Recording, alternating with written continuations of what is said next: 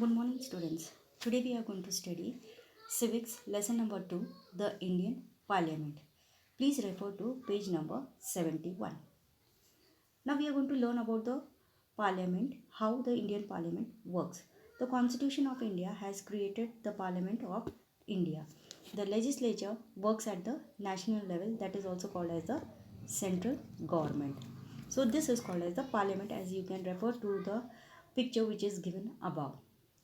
This parliament, it consists of president and two houses of the parliament, which is called as Lok Sabha and Rajya Sabha. The president is an inseparable part of the parliament. Means what? He cannot participate in the discussion, but he is there for he is the head of the parliament. Now we are going to learn in detail the each house, the Lok Sabha and Rajya Sabha. First, let us learn what is Lok Sabha. Now, Lok Sabha is the lower and the first house of the Parliament of India.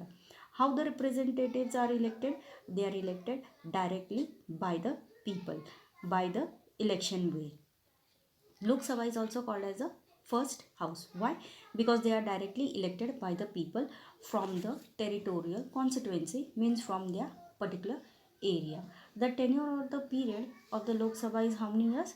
5 years. Therefore, the elections takes place after every 5 years. These elections are called as general election. Suppose in case, if in the midway only, if the Lok Sabha members they dissolve before the completion of 5 years, again elections are being held. This is called as mid-term election. Lok Sabha is the representative body of the citizens of the country. There are maximum 552 members in the Lok Sabha. Now there are certain percentage of seats reserved for the member belonging to scheduled caste and scheduled tribes. And in case there are no representative from Anglo-Indian means what? One of the parent is a British or Indian community. The president can appoint 2 members from this community to the Lok Sabha. Now let us study about Rajya Sabha. The upper and the second house of the parliament is the Rajya Sabha. The member of the Rajya Sabha are indirectly elected. The Rajya Sabha members give representation to 29 states and 7 union territories in India. Therefore, the members of the Rajya Sabha, they work as a representative of the constituent states. They are not elected by the people. The total membership of the Rajya Sabha is 250 members. Out of these, 238 members are elected from the constituent state and union territories.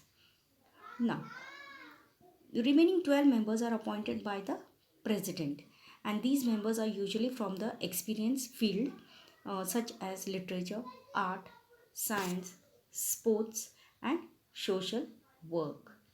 Now, the members of the Rajya Sabha are elected through the system of proportional representation. Rajya Sabha is never dissolved, therefore it is called as a permanent house. But 1/3 of the members from the total members of the Rajya Sabha, if they have completed the tenure or the period of 6 years, retire after every 2 years, equal number of the members get elected. Therefore, few members of the Rajya Sabha, they retire step by step. Therefore, you can say Rajya Sabha, they function continuously. Therefore, it is called as a permanent house. What are the conditions to become the member of the Rajya Sabha? They should be an Indian citizen and they must complete 30 years of age. Members of Lok Sabha and Rajya Sabha are also called as a member of the parliament. What these members of the parliament try to do? They try to solve the problems of the people by raising the questions in the parliament. The government allocates them the funds to carry out the development activities in their respective area or constituency. Now, let us learn the function of the parliament. Now, the first function of the parliament is what? Formulation of laws. Means what? To make laws. To make new laws for the welfare of the people and to fulfill certain objectives of the constitution. Then, the outdated laws are being repealed or it has been discarded or some changes are made in it. Necessary changes are made in the present law. These laws are formulated as the process described in the Constitution. The Parliament therefore fulfills this primary and important responsibility. Second, control over the Council of Ministers. The Parliament tries to keep control over the Council of Ministers by many ways.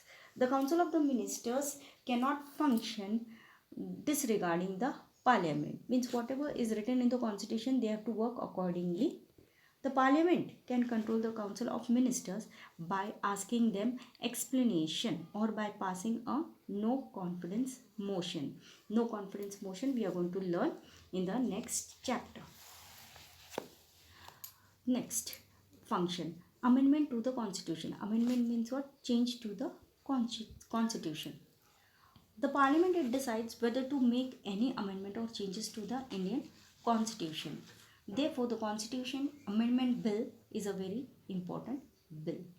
The Constitution mentions three ways of amending the Constitution or making changes in the Constitution. First one is what? By simple majority of the Parliament. Second is by special, that is 2/3 majority of the Parliament. And by third way is by special majority plus consent or agreement from more than half of the constituent state. Now let us learn Speaker of Lok Sabha. How they are being elected? Now the members of the Lok Sabha elect the Speaker and Deputy Speaker in their very first meeting after the election of the Lok Sabha is being held. They are being elected by the newly elected members of the Parliament. The Lok Sabha has to function under the guidance and control of the Speaker. Now, the Speaker is who? The head of the Lok Sabha. Now, let us learn the functions of the Speaker. Now, what is the function of the Speaker? First of all, he has to conduct the business of the House in an unbiased manner. Unbiased manner means what? He has to work in a very good environment. No partiality has to be done.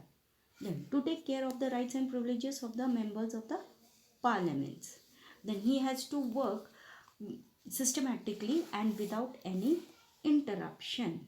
Then he has to obey the rules and he has to work according to the work of the house. Now let us learn the chairman of the Rajya Sabha and what is his functions. The vice president is the ex officio chairman of the Rajya Sabha. Now what do you mean by ex officio? Member of a body who is a part of it while he is holding a position in the another office. Now what this Rajya Sabha member does? He exercises the control over the functionings of the Rajya Sabha. Now what is his main function? He has to maintain the discipline in the house. Then he has to facilitate discussions by how? By giving the member a chance to speak. In this way, the chairman of the Rajya Sabha has to work. Let us learn about how the parliament makes law. Now, there are mainly three types of bills. Which bills are those? Money bill, ordinary bill, constitutional amendment bills. Now, how the bill is get converted into the law, that we are going to study. That is called as the law making procedure. Now, first step is what? First reading. Now, what do you understand by first reading? When the minister of the concerned department, he thinks that he wants to bring a new bill, what he does, he presents the bill and he explains it in brief. This is called as the first reading. In second reading, what happens? That there are two stages in the second bill. In the first stage, what happens? The objective of the proposed bill are discussed and the members in the house, they give their opinion about it. There are some members who may favor and there are some members who may oppose this particular bill. Then after the discussion within the house, the bill is sent to the committee of the house. Then the committee member, what they do? The committee report consisting of the instruction and recommendation. The recommendation means what? Changes are being made in that particular bill so that the bill becomes flawless. Means no mistakes are there in it. Then the second phase of the second reading begins. Then the bill is again discussed clause by clause. Then the member, if still they want to suggest, they can suggest, and after the voting, it has been taken in the house. Then the third reading. After all these changes, what happens? Again the bill has been discussed again during the third reading. Now the voting is being taken for the approval of the bill. Means the bill has to be passed. When the bill is being approved by the majority, then the bill is passed in that particular house. Now the same procedure goes on in the other house. After getting the approval by both the houses, the bill is further sent to the approval by the president. After the final assent and signature of the president, then the bill is being converted into the law, and therefore the law is being made. Now let us go through this. Do you know?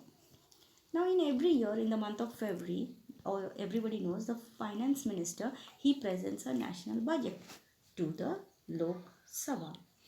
Now the state legislature also follows the same procedure of making the bill as it is done in the parliament. Only the thing is, in the legislature the president signs the bill, but in the state legislature the governor signs the bill after it receives the assents from both the houses, that we are going to study later. Now today in this lesson you have already learned about the constitution of our Indian constitution, that is the Parliament of India. In that we have learned about in detail about the Lok Sabha and Rajya Sabha. We have also learned about the functions of the Parliament. Three main functions are there. Then we learned about the Speaker of the Lok Sabha, what is his duty and how he functions the houses. Then we have learned about the Chairman of the Rajya Sabha. Chairman is the head of the Rajya Sabha. We have also learned how the Parliament makes the law by first reading, second reading and third reading, and finally it has been signed by the President. I hope you must have understood this lesson. If any query, kindly contact.